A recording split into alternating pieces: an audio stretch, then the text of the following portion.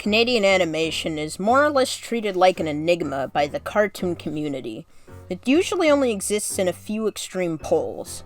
They produce the worst content consistently, they're the saviors of Western TV animation, Fugget About It opened my third eye, you know the gist. The memes are funny, but I don't think most take a minute to actually look at the industry up north. I mean, they have a lot of the same processes we do. For as much as people give or gave them flack, they actually animate some of the most acclaimed cartoons of our time. We go to them for nearly everything now, and they make mad money doing it. But why? Well, long story short, their government offers subsidies for us to send work up there, and we get to make cheaper TV shows, cartoons, even big-budget movies with Canadian labor. It's a smooth system, but many would ponder its effect on local film and TV industries. And I can hear you asking, but why don't they make more of their own stuff? Well, they do, and you don't appreciate them.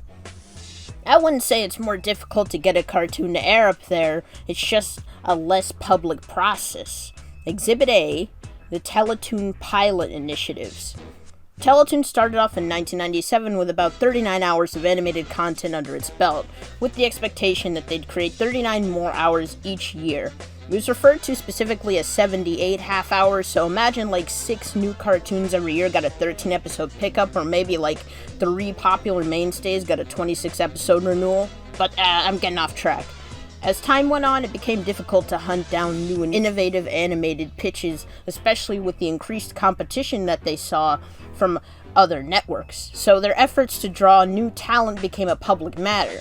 And throughout the 2000s, there was a large influx of animated pilots submitted to them with the purposes of either exhibiting them under a wider influence or with the possibility of getting prospective series greenlight.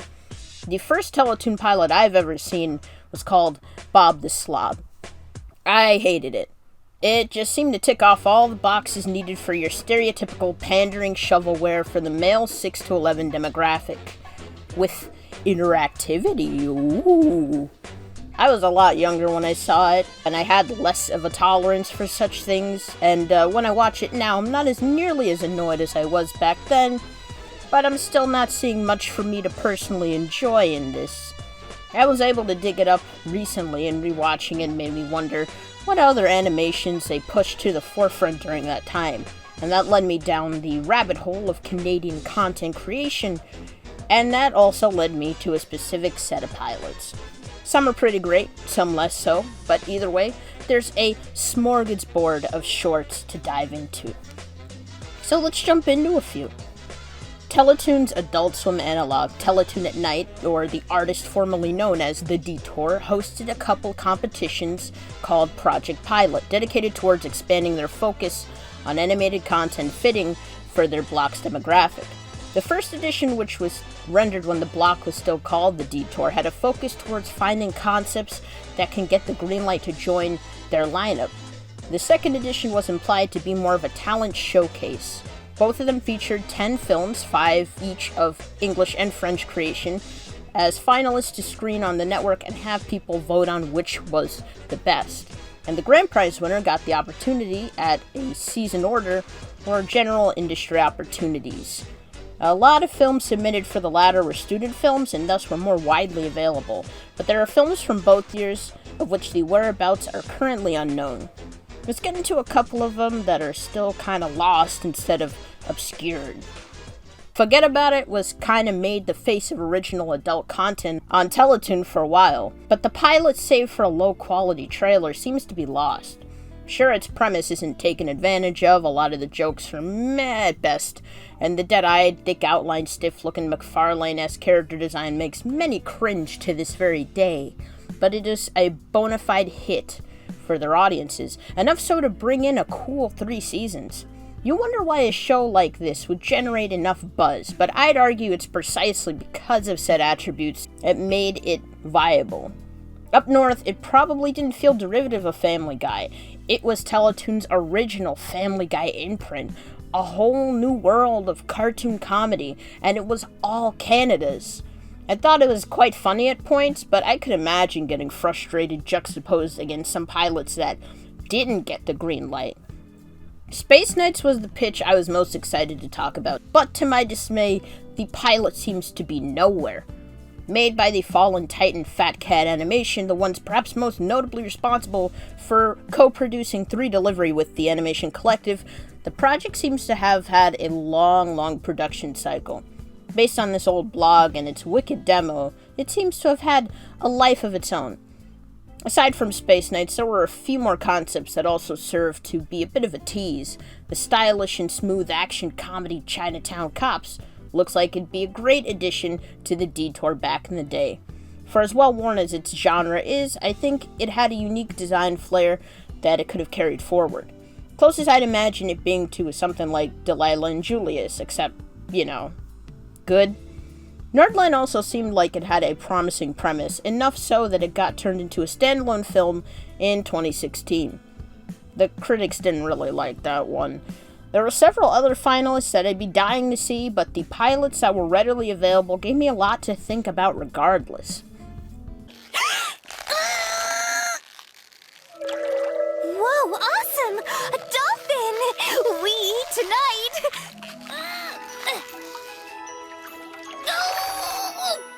He's a boy! A dolphin boy! What a dreamboat! Watching Angora Napkin is kind of like seeing someone else's out-of-body experience in real time, and that's not necessarily a diss. The premise based on Troy Little's comic idea developed simultaneously with the animated pilot follows a trio of girls in a pop band going on crazy adventures. When taken to Teletoon, Little teamed up with Nick Cross to storyboard, direct, partially animate, and create this animated version. The end result is a disjointed but engaging couple of stories sectioned off into a 22-minute package. The most striking thing about this one is the art style. Without being terribly familiar of Little's work beforehand, I could see where the two artists' styles interject and blend. A lot of the keyframes and poses don't feel typically functional, but since the style is naturally loose and spread out, the movement design tends to work out okay anyway. I can respect the difference in style, especially since it's not something that's jumped at in adult animation, but I don't know if it leaves much to pop out. The girls themselves more or less blend in with the scenery, and despite their loose, expressive positioning, I'd argue that maybe they aren't stretched far enough, if that makes sense. There are plenty of times when they're not on model, strictly speaking, but the dynamics of their posing and staging don't seem too strong. Don't get me wrong, there's a lot of fun keys to look at, but to me, they felt more lively when they weren't in motion. It dawned on me within the last 5 minutes of this that the most fluid animation went into the brief musical segment. It's not too radical an idea, it's been done before. But I felt like there was so much going on in the story that needed the extra animation bump. It kind of took me out of the experience once I saw the movement design turn on the charm like a switch. Animation used in the rest of the show liberally switched between hand-drawn, tweened, and some weird combination of both, and I think it worked out okay, given the limitations of the pilot, not to mention it worked in service to the more traditional toony style it carried, but I was craving just a few more frames per cycle.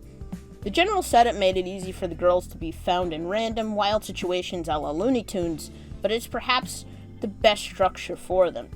I don't think I got a clear grasp of what the central dynamic was, but it wasn't bad. The spread of personalities over Angora Napkin weren't stock, but they were fairly familiar to us. All the girls have a degree of outrageousness that makes the ride a bit more enjoyable, though their music ain't that great. That's probably the joke. I just felt the need to say that. I don't think I could have seen Angora Napkin being a Teletoon original, even if it was softened and greenlit for the mainstream network, but its unorthodox stylistic choices was a great finalist in the competition. It made a lot of bold choices that needed to be carried towards whatever Teletoon would choose to greenlight. What's the status? Well, Agents Bobby Bill and Sock It To You are in transit, and I'm not sure where Agent Hazmat is. Okay, sir. If you could please remove your shoes. Why? Why me? It's just a random check, sir. It's not random. It's never random. You're random. Before the War on Terror, he was so reliable. Ninja Mako was my personal favorite of the shorts, and for good reason. The pilot starts off right in the middle of the action, focusing on the aforementioned Jamaican ninja finding his way, which continues to follow him throughout the story. First up, the art style is pretty compelling. Its portrayal in motion is a bit shaky, but it's fairly satisfying to look at. Its closest parallels in TV animation would probably be the likes of Grossology and Detention Air, which made good use of the lineless, semi-detailed caricature style. The background design is also flexed a lot here. For the amount of locations utilized in only 22 minutes, the work done on each setting holds up really well. You never get a feel for the full space, but each one is memorable in the colors it chooses. The humor is right up my alley, and probably something that'd be right at home on Teletoon at night. It'll bounce between corny overuse of catchphrases and hokey line deliveries into a full repurposing of racial stereotypes. Every major character in the story is some kind of cultural catastrophe, but well-designed ones at that. I didn't walk in with expectations that this be a fully fact-checked 6-hour historical epic, but once I get to the point where the protagonist is begrudgingly using his cannabis-coated throwing stars, I had to laugh. I didn't know how that panned out today, but this stuff is just peak 2011. It had less bite than Fugget About It, but it squeezes way more fun out of its irreverence. The plot was fairly disjointed, and like Ninja Mecha himself, we can only piece together a very cursory look into the whole story. Maybe that's the point, I don't really know. The full cartoon takes us to all sorts of places, but it doesn't feel like it can connect the dots too much, even in the context of Ninja trying to figure out what he's doing and where he's going. It's a fast-paced action comedy, but maybe we could have used an extra minute or so to soak in each scene, just beyond knowing everything's out to get him. We're about as aimless as he is. I won't spoil the ending, but as much as it pulled me in, it also put me right off.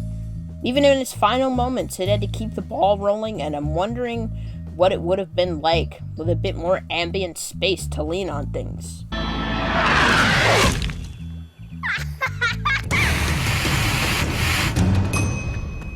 Yeah, man. Nice entrance, bro. The Teletoon at Night shorts were significantly shorter than the last two entries, as these weren't submitted with the expectation that they might be looked at for full-scale production.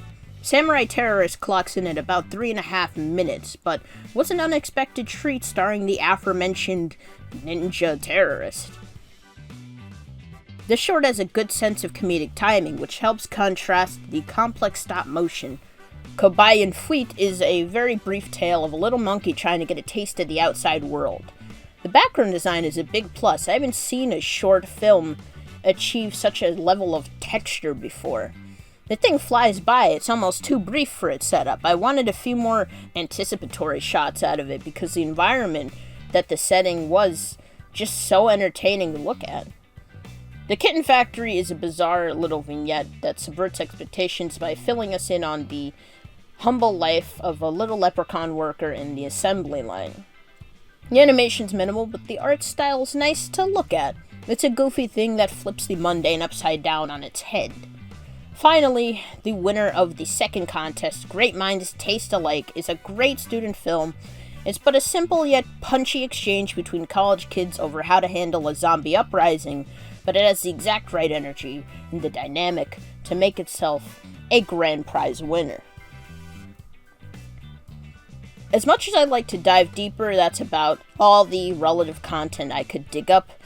No doubt these films are out there, but for various reasons they're stuck in uncharted territory.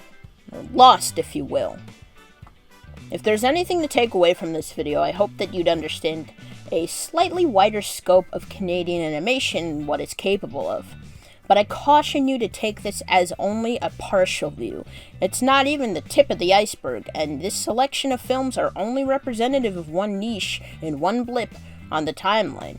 There's a lot more that were made for Teletoon at Night, like Spaceman and Robotron, or the ones from mainline Teletoon like Bob the Slob, or even ones that were originally online ventures. This network has a deceptively vibrant life of its own in terms of content creation.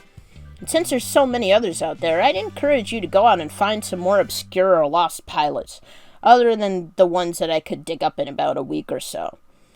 But, if this video is completely lost on you, and you come out having no new positive impressions made on Canadian output, then to you I say, Forget about it!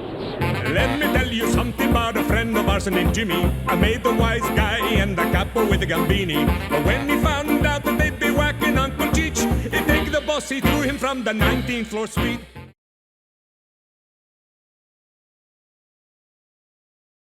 Wasn't much along till the mob all wants him dead. So Jimmy had no choice but to talk to all the feds. The feds would say they heard that they could use him as a pawn. So he ratted out his friends and moved to Saskatchewan. Forget about it.